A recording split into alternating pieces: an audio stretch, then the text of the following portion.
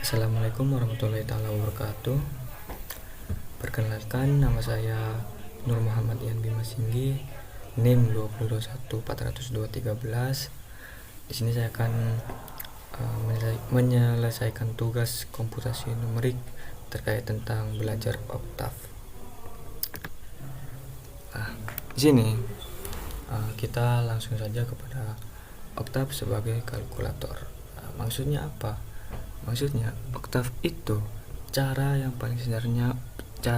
paling sederhana menggunakan oktav itu dengan menuliskan perintah matematis di bagian prompt dan menggunakan sebagai sebuah kalkulator normal. Maksudnya apa? Di sini oktav juga bisa sebagai kalkulator. Itu adalah salah satu cara paling sederhana. Ya, semua operasi aritmatika dapat digunakan di sini.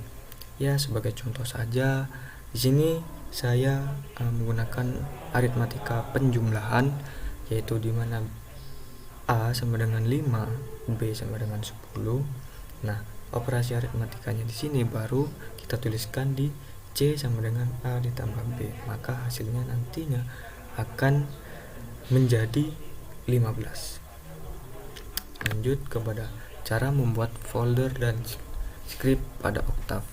Nah, cara membuatnya itu pertama kita ketikkan edit pada command prompt yang ada di oktav dan tekan enter, lalu berikan nama folder yang ingin Anda buat, misal edit percobaan, lalu tekan enter lagi. Nah, kemudian kalian klik editor yang berada di bawah, akan muncul seperti ini. Nah, lanjut cara menghapus di oktav. Nah, cara menghapus di oktav itu ya sangatlah mudah. Kita tinggal klik CLC atau clear all. Nah, bedanya apa? CLC itu hanya menghapus layar promptnya saja, sedangkan clear all itu menghapus semua variabel. Lanjut kita ke materi vektor dan matriks. Nah, vektor adalah sebuah metrik yang terdiri dari satu baris atau satu kolom. Nah, nantinya kita akan membedakan vektor baris dan vektor kolom. Nah, di vektor baris itu ketika kita memasukkan angka misal, nah itu tanpa adanya koma, dan juga itu kalau di vektor baris harus diapit dengan kurung siku. Nah, maka nantinya akan hasil itu munculnya ya kayak baris dari kiri ke kanan gitu. Itu yang dinamakan vektor baris tanpa menggunakan titik koma. Nah, kalau vektor kolom itu dia itu menggunakan titik koma, dan juga dia itu ya tetap diapit oleh kurung siku, misalnya yang saya sudah tuliskan di sini. Nah, hasilnya itu akan muncul dari atas ke bawah. Nah, operasi-operasi aritmatika itu pada vektor itu berupa penjumlahan, pengurangan, perkalian tiap entry, pembagian entry, dan perpangkatan tiap entry. Nah, cara membuat matriks di oktav. Nah, matriks seperti yang sebelumnya, vektor itu merupakan matriks dengan satu kolom atau satu baris saja. Nah, artinya bagaimana kita membuat matriks itu ya seperti vektor tadi, tetapi tiap masing-masing kolom itu boleh lebih dari satu. Contoh yang saya buat di sini 3x3. Nah, bagaimana cara pembuatnya? Ya, kalau kita membuat baris tanpa titik koma, kalau kita membuat kolom berarti kita ada titik koma. Nah, seperti yang saya contohkan itu, nanti akan tiga baris dan 3 kolom nantinya. Lanjut. Nah, operasi dan fungsi pada matriks. Nah, operasi pada matriks di sini sama halnya operasi pada vektor, yang mana juga memuat penjumlahan, pengurangan, perkalian entry, dan operasi lainnya yang ada pada vektor. Nah, fungsinya matriks ini banyak sekali ya. seperti that, size, trace, norm, tambah, kurang, dan sebagainya yang tidak bisa saya sebutkan satu persatu. Script dan fungsi. Nah, script di Octave merupakan suatu teks normal yang dapat kita buat dengan editor sederhana seperti Notepad, Gedit, V, maupun editor yang disediakan oleh Octave sendiri. Nah, di sini script yang agar script itu dapat digunakan, nah kita harus menyimpan file yang kita buat dengan editor tersebut. Kita menggunakan format .m. Nah, biar apa? File bereksitasi itu tersebut dinamakan m file. Nah, jadi script dan fungsi ini, script pada Octave itu bagaimana suatu teks normal yang dapat kita buat dengan editor sederhana seperti Notepad yang tadi saya sebutkan. Ya, bagaimana agar dapat digunakan? Ya, kita menyimpan filenya dengan menggunakan ekstensi atau format .m. Langsung kepada materi function. Sebuah function seperti halnya script dapat dibuat dalam sebuah editor teks. Perbedaannya adalah kita perlu menuliskan function output 1, output 2 sama dengan nama function output 1, output 2. Nah, begitu cara penulisan atau perbedaannya yang perlu kita ketahui. Di bagian awal script yang kita buat, kita juga harus menyimpan file function tersebut sebagai m file yang kita sudah pelajari di script dan function ini gitu.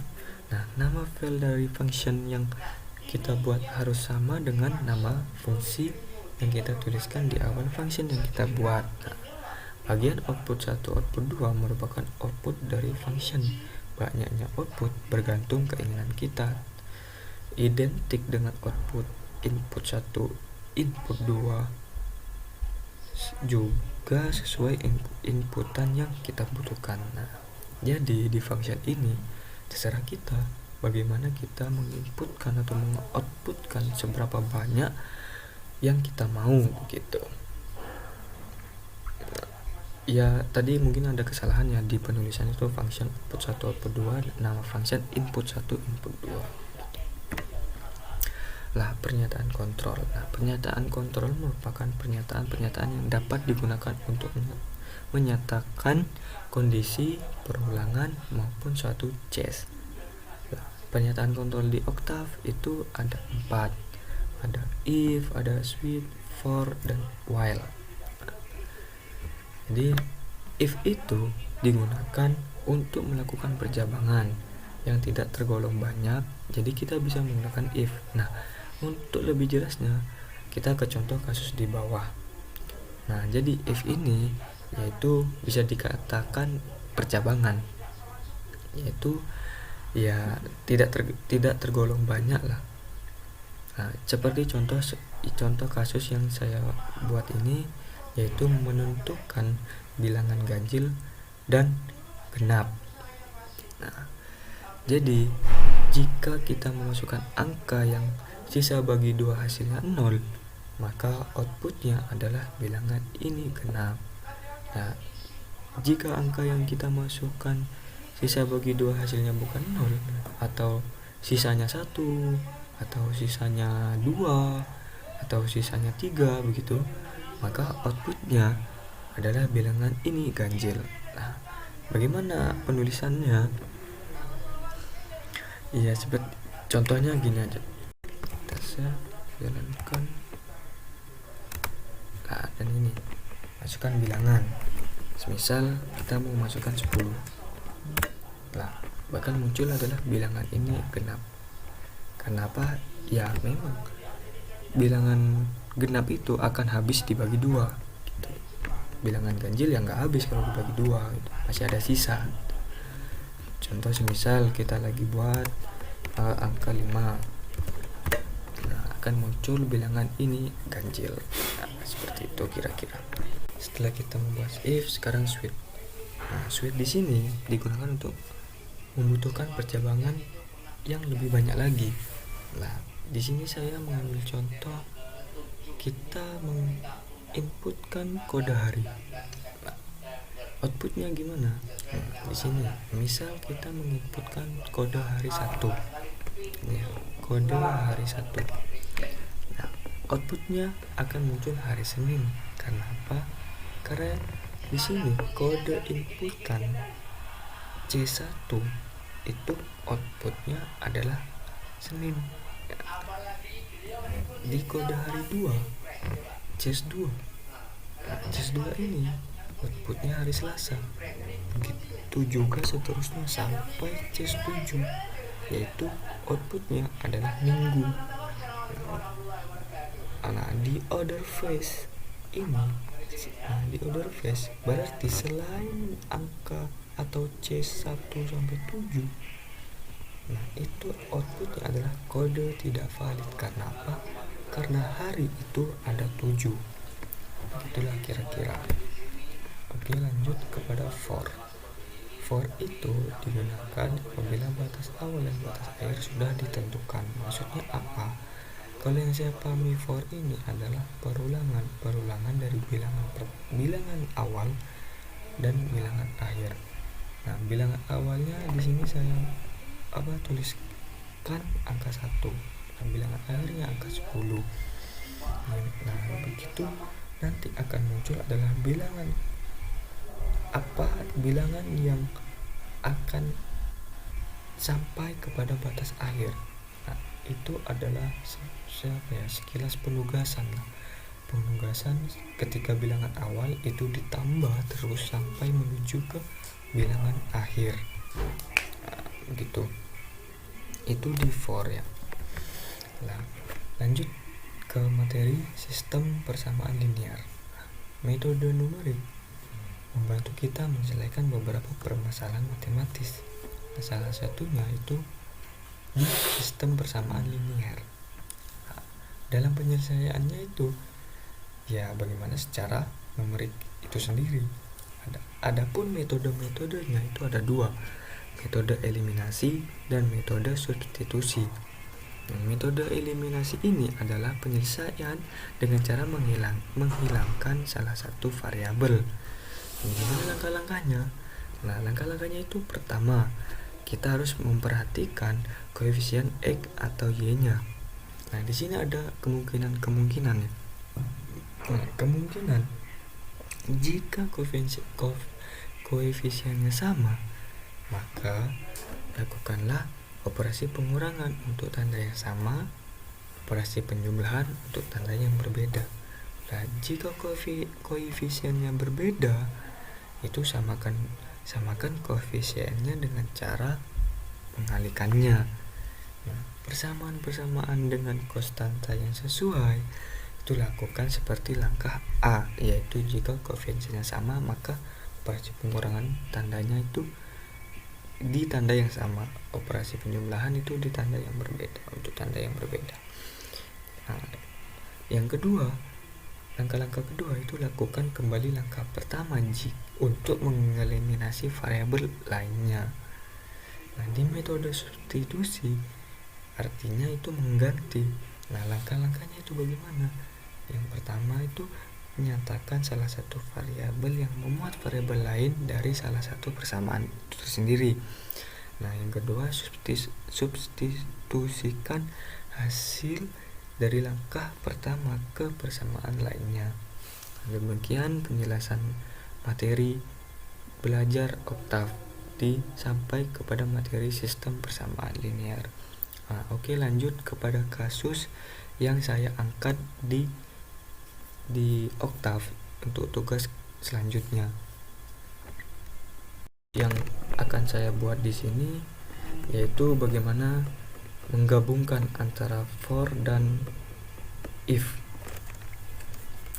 Di sini kita CLC dulu. Nah, tadi kan for itu bagaimana perulangan ya. For A sama dengan 1 banding 10, itulah misal. Sini masuk angka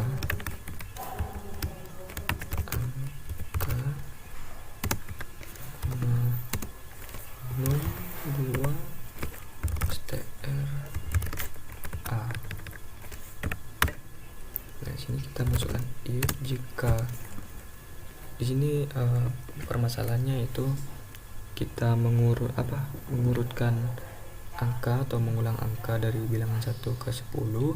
Nah, nanti kita menentukan semisal bilangan BA angka 1 itu adalah ganjil, angka 2 itu adalah genap. Nah, itu permasalahannya di sini. Programnya gini, menurut A2 sama dengan pastinya sama seperti tadi, cuman di sini saya menggabungkan for dan if. This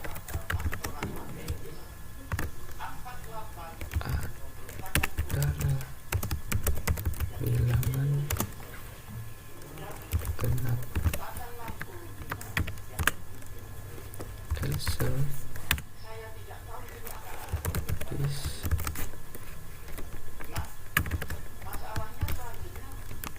adalah bilangan ganjil.